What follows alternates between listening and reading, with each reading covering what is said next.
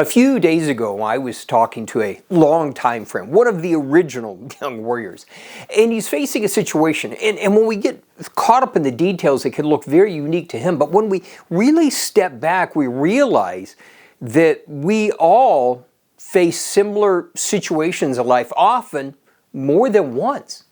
Now, in his particular situation, he's in what you might consider a loose partnership. And he's just brought in a piece of business that will effectively double the profitability of the firm. Now, this is where you would just assume not only would there be all this rejoicing that they would see his value and they would want to bless him, they would want to keep him happy. He's doing such an amazing job, right? But what's happening is behind the scenes that what we see is in reality there's a lot of jealousy, there's undermining, the kind of things that go on everywhere. And here's what you have to realize. The more you learn to walk in God's favor and His blessing, that doesn't mean there's no challenges, but it becomes more and more obvious that God's empowerment is working through you. That what you find is not more people saying, hey, we're excited about this, but actually in some ways you get more resistance. That when the Bible talks about all nations will call you blessed, it doesn't necessarily mean they're happy about it. In fact, in some of the situations, the context is kind of they're saying it with gritted teeth. So in his particular situation, rather than honoring this agreement they had, which would have been a tremendous blessing for both parties, they're approaching it with this very small-minded, stingy approach. That basically what they want to do is just offer him a token amount. Now, this is the kind of thing that obviously just sparks immediate frustration. You've done so much and you're not appreciated. And so we came to in our dialogue, this story of Jacob and Laban, which I've shared before, but we agreed by the end of the conversation there were aspects, principles of that story that were directly applicable and something that we all need to be reminded of. See, Jacob had gone to live with Laban, and at this point, he's been there 14 or 15 years, and he's worked for Laban this whole time. Now, at this point, he's gained his own family, but really nothing else. In fact, over that period of time, he has, because of God's blessing, built this tremendous wealth for Laban and really nothing for himself. And so at this point, Jacob is frustrated and has decided it's time for him to leave, go back home so he can build something for himself.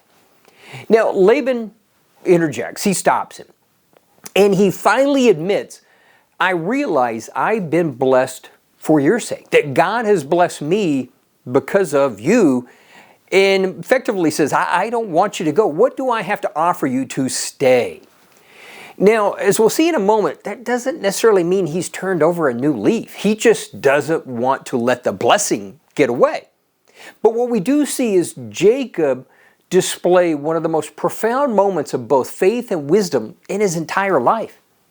See, Jacob's response, first the faith aspect, is what he responds with was rather than asking for the best, which is our nature, he asked for the cast-offs. See, as shepherds, those spotted lambs, those streaked ones, etc., those really had limited value. Those pure white ones, those were the prized possessions. And so what he asked for is the cast-offs, the ones that were less valuable, which superficially makes no sense until God's blessing kicks in.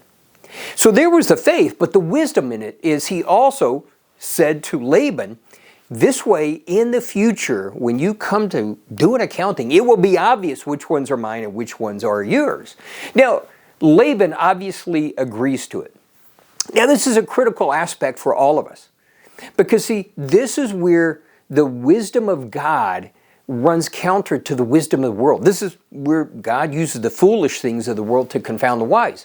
Because why would you've already been cheated multiple times and about to be cheated again, why would you agree to accept second best? See, that's where it's that display of faith that it's God at work.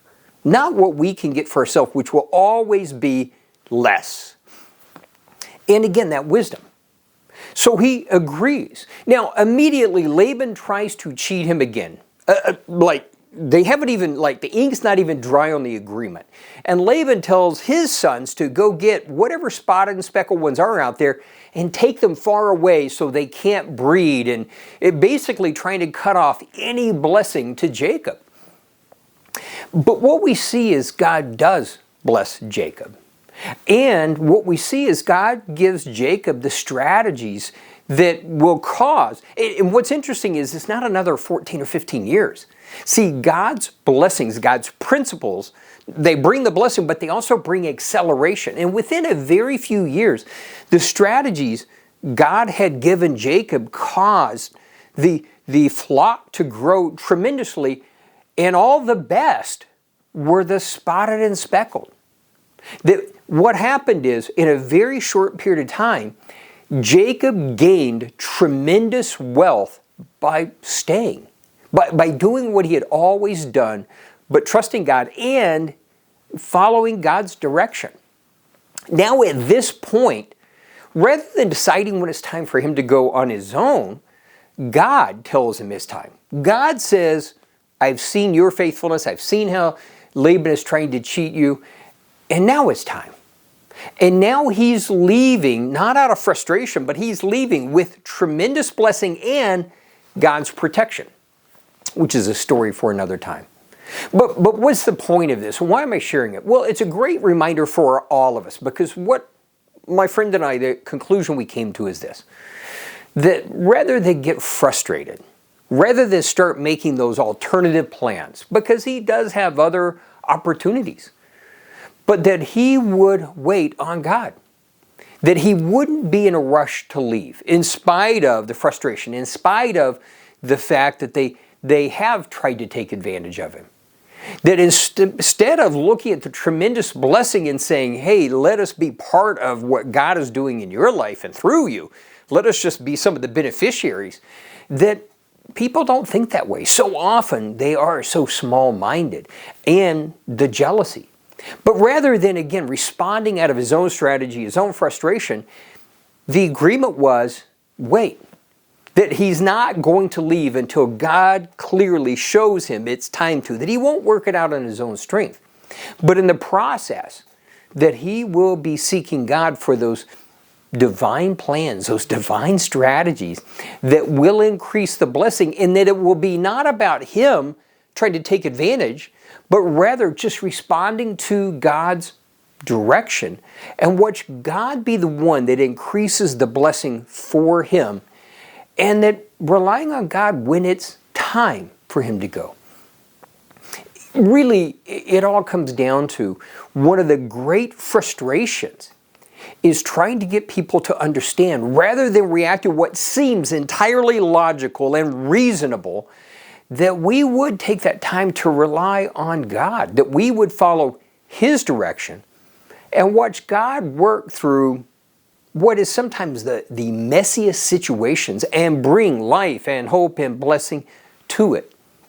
But it also is that reminder for all of us that as you grow in that confidence, as you grow in the ability to follow and respond to the leading of the Holy Spirit, that doesn't necessarily mean that everybody's going to be going, hey, that's fantastic.